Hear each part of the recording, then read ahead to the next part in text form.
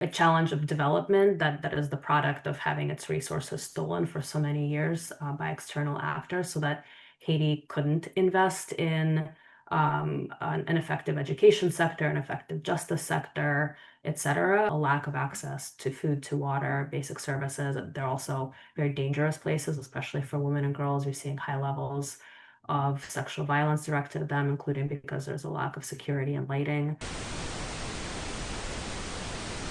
See, that's why it's such like a complex issue. That's why I've always been kind of drawn to Haiti and covering it. Is there's so many layers, I feel like, from like the humanitarian stuff, then there's like the political instability and stuff, and like economic, and then also violence, and which is what I want to ask you about next. And then even when we kind of talk about violence, I feel like there's the different layers. Like in the past, I know we've talked about like sexual violence, gender-based violence. You're talking about like violence against children, and I mean, I'm sure there's a multitude of others as well. Could you kind of describe the ways that Haiti has been impacted this way as of this year? Some of Haiti's vulnerabilities to these challenges, and especially some of the kind of humanitarian challenges it's facing, are really the result of long-term foreign interference in Haiti and sort of extractive colonial and then neo-colonial and imperialist practices. So whether it's the independence debt that was imposed by France when Haiti first won its independence and robbed Haiti of its wealth well into the 21st century, um, sorry, 20th century, or the U.S. occupation, where the U.S. stole Haiti's gold reserves and really centralized a system that, one, exploited labor, and two, really impeded the development of effective institutions, or the U.S. government's support of dictatorships under the Duvaliers that really decimated Haiti's institutions and impeded sort of the ability of the government to be responsive to the needs of its people, and then orchestrating coups against a democratically elected government that was actually trying to prioritize these things. What it's created is a profound vulnerability to crisis, and a um, a challenge of development that is the product of having its resources stolen for so many years by external actors, so that Haiti couldn't invest in an effective education sector, an effective justice sector, etc., which leaves it really vulnerable. And just sort of as an acute illustration of this, we're all watching in horror the harms arising from Hurricane Melissa right now, which hit Jamaica and Cuba particularly hard, but also hit Haiti. And from the available reports right now, the death toll in Haiti is actually much higher than anywhere else. We're seeing at least 25 reported dead and 18 missing, even though Haiti wasn't as directly hit. And the displacement sites are sort of a particularly acute illustration, with people in displacement sites just experiencing truly horrific day to day. So a lack of access to food, to water, basic services. They're also very dangerous places, especially for women and girls. You're seeing high levels of sexual violence directed at them, including because there's a lack of security and lighting. And because sort of there's a lack of effective decision making and governance around this, and you're seeing sort of women excluded from management roles in these displacement sites. You're seeing a rise of sexual exploitation and abuse. So people with positions of authority and access to humanitarian resources really using that as a means of exploiting those who are vulnerable, and primarily women and girls, for sexual favors in return for, basic food, shelter, etc. And I do want to ask you about the government stuff next, but you brought up a point that I think was really prescient about foreign actors and kind of their interference in Haiti. I think because that kind of makes me think about you. I believe it was MSS you said, the kind of like international force. It seems like that's just continuing the trend more so. Was Haiti kind of involved in the formation of this at all? Did they ask for it at all, or was this all kind of done outside of Haiti's scope? That is such a great question. So when there was an initial discussion about the potential for foreign military intervention into Haiti, the reaction was really complicated because by that time, things were already incredibly dire. And as I said, the Haitian government has really not been living up to its responsibilities to protect and to provide services. And so people were really desperate for outside help, for any help, right? But you also saw Haiti's civil society and sort of those actors who were like most organized and sort of most directly engaging with sort of what does this look like, what does this policy mean, et cetera, really opposed the idea of a foreign intervention because the history of foreign intervention to Haiti is a profoundly damaging one, right? So you had MINUSTA, which came in with a huge budget and lots and lots of troops and personnel, and its legacy is ultimately that only a few years later Haiti is back in a crisis point, so really not successful in that way. And it was a legacy of expending lots of money without any of it ending up sort of in Haitian institutions and organizations.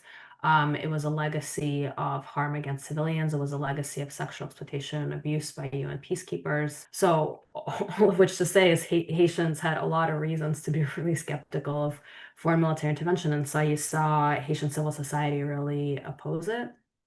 Um, but you also saw a lot of people really desperate for help, and you saw Haiti's transitional government ask for that kind of intervention. And from the perspective of Haitian civil society we work with, they really question whether that's an expression of sovereignty, including because this isn't a government that sort of has democratic legitimacy, it wasn't elected, it's a transitional government. And it's also a government that, was essentially like handpicked by foreign actors in pretty significant ways, sort of a complicated explanation as to why, which I'm happy to get into if you have like 2 more hours. Yeah. But it was a real question of whether that transitional government expressing a desire for that mission is really an expression of, the kind of sovereign invitation that would ordinarily suggest that it's welcome.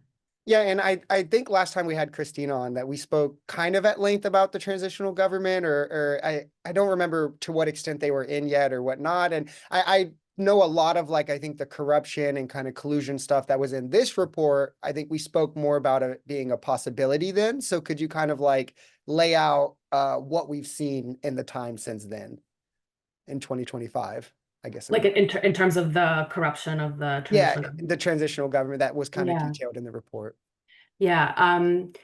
Maybe I'll start by taking a step back and adding one more point to a previous discussion, which is the skepticism of the Haitian civil society was really borne out by what's happened because the MSS has now spent several $100 million and has really had no meaningful impact on the ground. And that plays into the loss of legitimacy by this transitional government.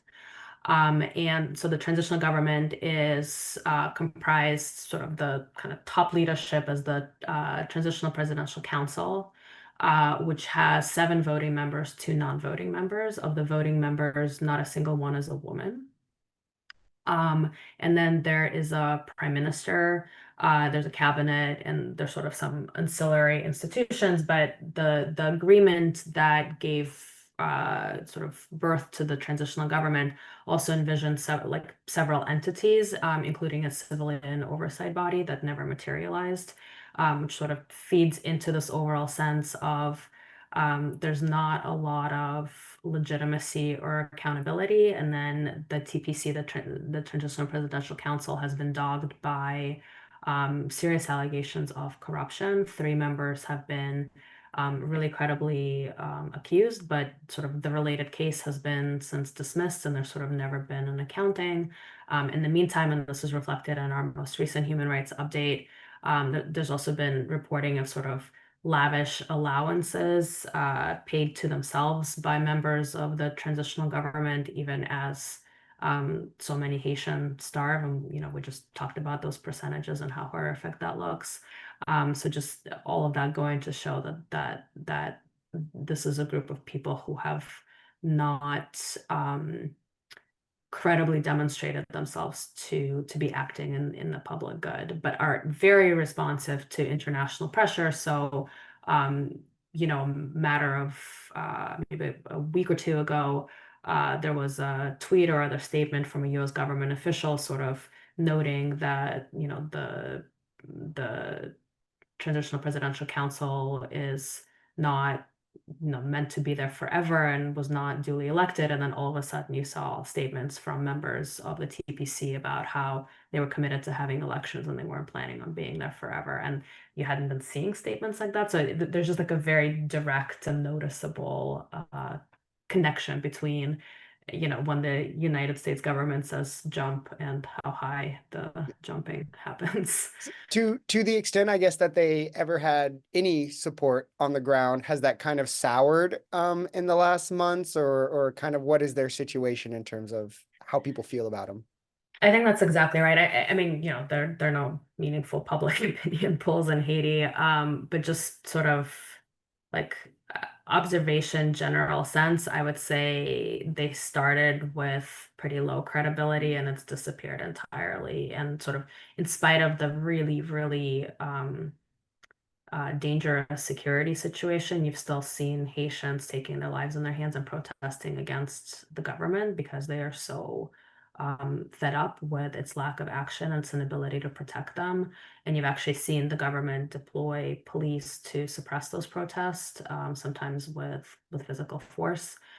So again, just a total breakdown of trust between government and people, and sort of a lack of focus on the priorities that should be front and center given the crisis.